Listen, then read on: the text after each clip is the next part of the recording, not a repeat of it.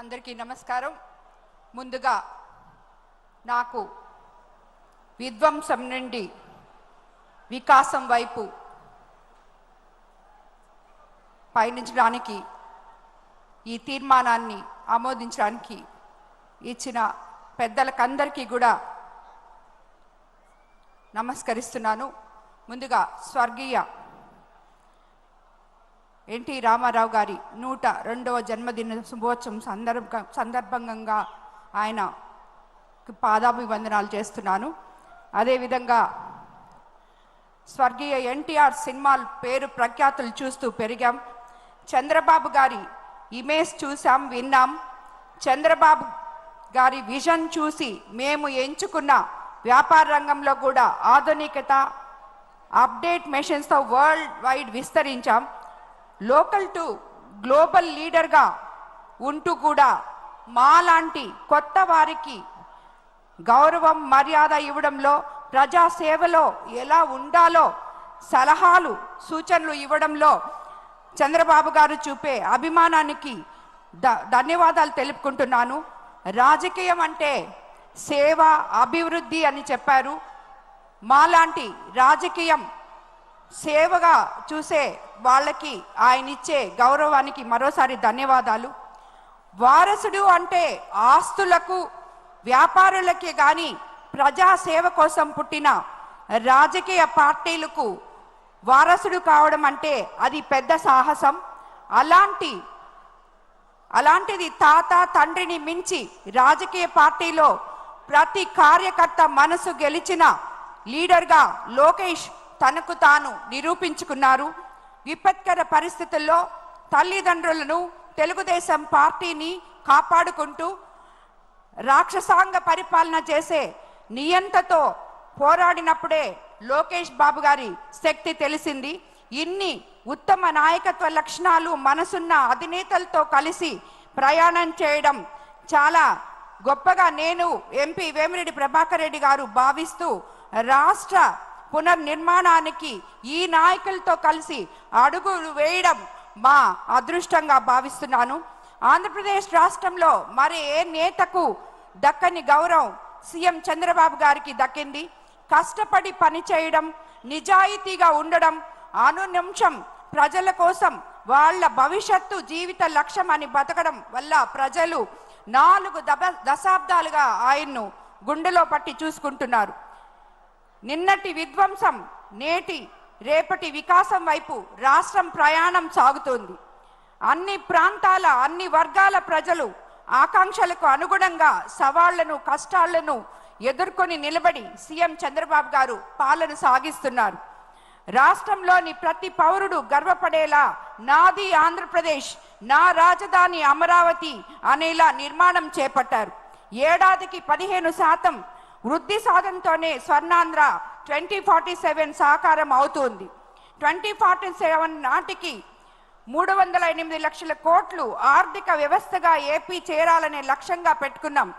రాష్ట్ర తలసరి ఆదాయం 55 లక్షల సాధనకు 10 సూత్రాలతో ప్రణాళిక రూపొందించారు. 60% పట్టణీకరణ, నిరుద్యోగత తగ్గించడం, 39.12 లక్షల కోట్ల ఎగుమతులు సాధించడం లక్ష్యంగా పెట్టుకున్నారు. 2029 నాటికి తలసరి ఆదాయం 5,42,985 వచ్చేలా పెట్టుకున్నారు. కొన ఊపిరితో ఉన్న రాష్ట్రాన్ని కాపాడమే కాదు, ఆంధ్రప్రదేశ్ అని సగర్వంగా నిలబెట్టే బహుతర బాధ్యతను మా కూటమి ప్రభుత్వం తీసుకుంది.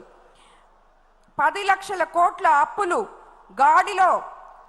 గాడి తప్పిన వ్యవస్థలు, అస్తవ్యస్తంగా ప్రభుత్వ శాఖలు, పెండింగ్ బిల్లులు, అనేక సవాళ్లను విసిరిన అనుభవంతో, అందరి సహకారంతో పాలన చేస్తున్నారు. ప్రజల నమ్మకం ఒమ్ము కాలేదు. 5 నెలల్లోనే ప్రజల కోసం ప్రభుత్వం అనేక అడుగులు వేసింది. అందుకే ప్రజల్లో ఒక నమ్మకం, సంతృప్తి, సంతోషం, భద్రత కనిపిస్తుంది. ఎన్నికల హామీలకు అత్యధిక ప్రాధాన్యత ఇచ్చాం. తద్వారా ప్రజల్లో ఒక పాజిటివ్ చర్చను తీసుకురాగలిగాం. ప్రజలు కూడా అర్థం చేసుకునేలా అండగా నిలిచారు. పేదల సేవలో అనే కాన్సెప్ట్తో పాలన చేస్తున్నాం. దానితో భాగంగానే ప్రజల జీవన ప్రమాణాలు మార్చే పథకాలు ఎన్నో అమల్లోకి తీసుకొచ్చాం.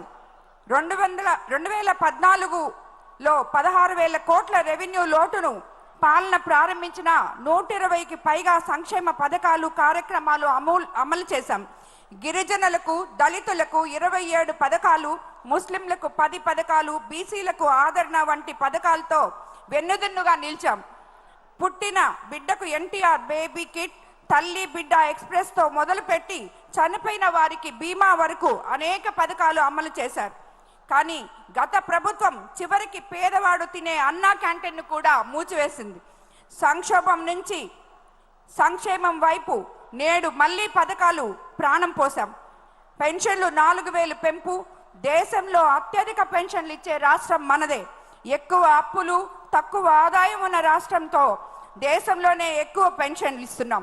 అధికారం చేపట్టిన మొదటి నెల నుంచే 64 లక్షల మందికి ఇంటి వద్దే పెన్షన్ ఇవ్వగలుగుతున్నాం.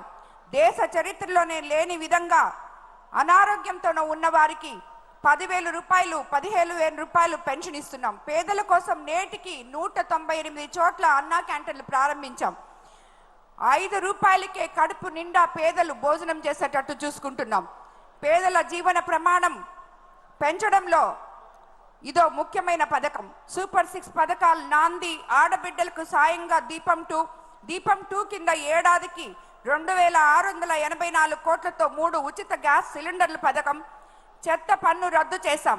గత ప్రభుత్వం పన్ను వేసింది కానీ 83 లక్షల టన్నుల చెత్త ఎత్తనే లేదు.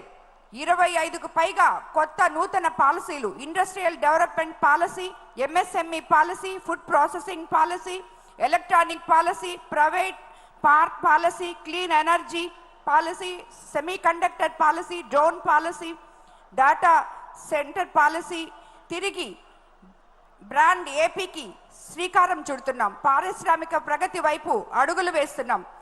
రూపాయల 5,000 కోట్లతో కొప్పర్తి, ఓరకల్లు ఇండస్ట్రియల్ కారిడార్లు, కర్నూలులో డ్రోన్ హబ్ ఏర్పాటుకు 300 ఎకరాల కేటాయింపు. ప్రతి క్షణం, ప్రతిరోజు రాష్ట్రం కోసమే ప్రజల రుణం తీర్చుకుంటున్నాం. ఇవన్నీ కేవలం 5 నెలల కాలంలో మా ప్రభుత్వం చేసుకున్న లక్ష్యాలు. అన్నీ చేస్తాం, రాత్రికి రాత్రే అద్భుతాలు సృష్టిస్తామని చెప్పడం లేదు. కానీ ప్రతి ఒక్కటి మనం ప్రజలకి ఎలక్షన్ టైంలో ఏమైతే హామీలు ఇచ్చామో అవన్నీ ఇవ్వడానికి మన ముఖ్యమంత్రి చంద్రబాబు నాయుడు గారు, నారా లోకేష్ బాబు గారు ఇద్దరూ కలిసి ఎన్నో ప్రయాసాలకు ఓర్చి పేదవాడి గుండె చప్పుడు వింటూ ఎన్నో మహోన్నత కార్యక్రమాలు ముందుకు తీసుకెళ్తున్నారు. అన్నిటికన్నా ముఖ్యంగా పేదవారి కోసం ప్రతిరోజు ఇక్కడ ఉన్న ఏ నాయకుడైనా మనకందరికీ దిశానిర్దేశం చేస్తే దాని విధంగా అట్టడుగున ఉన్న బలహీన వర్గాలకి, కార్యకర్తలకి ఎలా అండగా ఉంటారో మనకి ఆ విధంగా మనల్ని ప్రతి నెల 1వ తేదీ పెన్షన్ ఇవ్వడానికి ప్రజల్లోకి పంపించి వారి కష్టాల కోసం వాళ్ళకి ఎటువంటి ప్రాబ్లం ఉన్నా అక్కడికక్కడే తీర్చే విధంగా మనకి ప్రజలకి దగ్గర చేస్తున్నారు. అదే విధంగా గ్రీవెన్స్ డే